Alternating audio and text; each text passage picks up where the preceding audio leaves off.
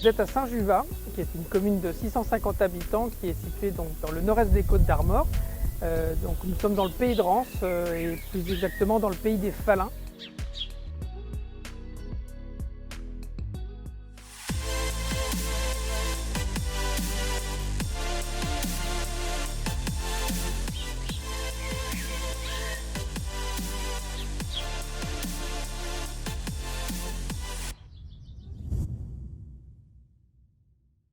Sur une commune qui a un patrimoine géologique intéressant, donc une pierre calcaire du Miocène, il y a 20 millions d'années, qui a permis en fait de générer un patrimoine bâti vraiment intéressant.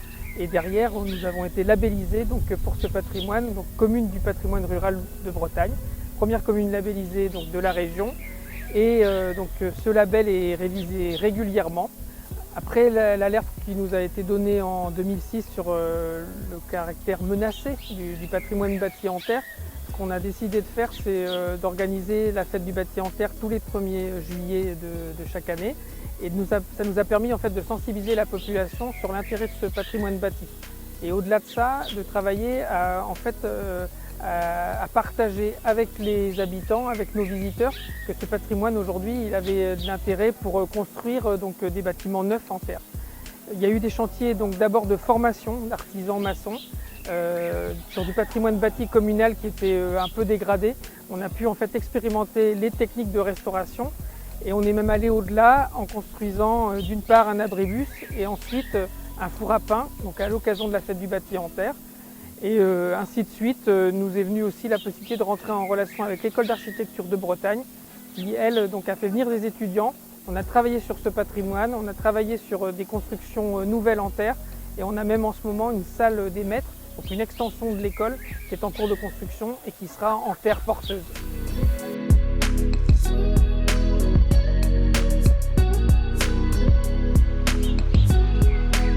Oui, alors l'association À Fleur de Terre, c'est une association qui a pour objectif d'animer des journées autour du bâti en terre et également aussi des journées autour du patrimoine végétal. Donc aujourd'hui, ce qui nous concerne, c'est le patrimoine bâti. Et donc on essaye de faire prendre conscience aux habitants de la richesse de leur patrimoine en leur faisant redécouvrir des techniques anciennes et qui redeviennent d'actualité. On a des ateliers qui sont proposés par les maçons spécialistes du bâti en terre.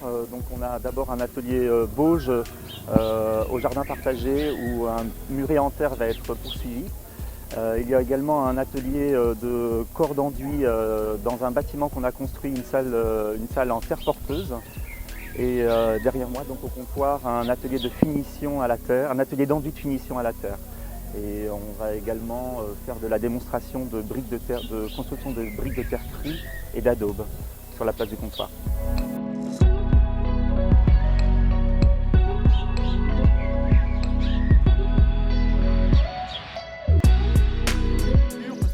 C'est une charpente pour revenir supporter les ardoises, avoir une couverture en ardoise. Donc c'est juste du remplissage, donc pas d'inquiétude, pas de stress. On est sur la mode pâte à modeler, on remplit le trou, on façonne, on vient remailler avec la motte d'à côté. Voilà.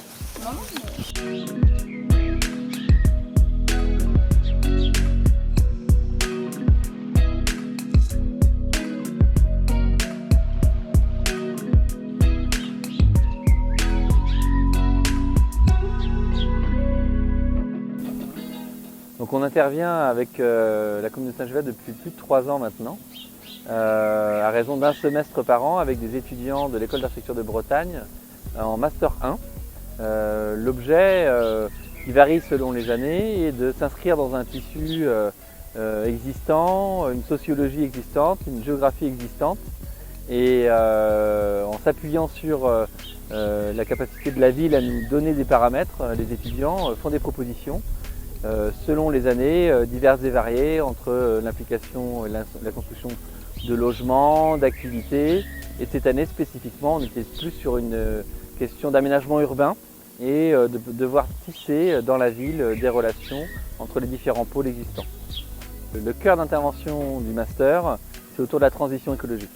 Et donc on est avec une vingtaine d'étudiants par an à se saisir d'une problématique dédiée, donc aujourd'hui à Saint-Juvat par exemple, et à la développer à travers ce filtre qui est la transition écologique, afin que les actions qui soient projetées par les étudiants rentrent en phase avec les problématiques d'aujourd'hui, le dérèglement climatique, les ressources qui deviennent rares et qui sont non renouvelables, et aussi évidemment la question de la santé dans l'habitat.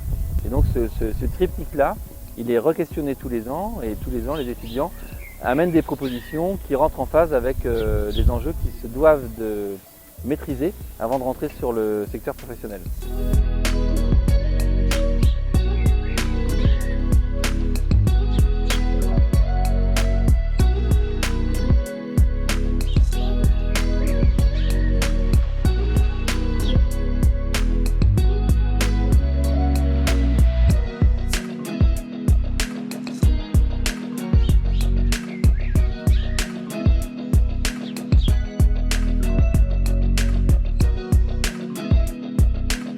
Pour moi, l'architecture d'aujourd'hui, on doit prendre en compte les ressources qu'on a localement, l'empreinte carbone évidemment, donc en fait travailler avec les artisans du coin, les matériaux du coin.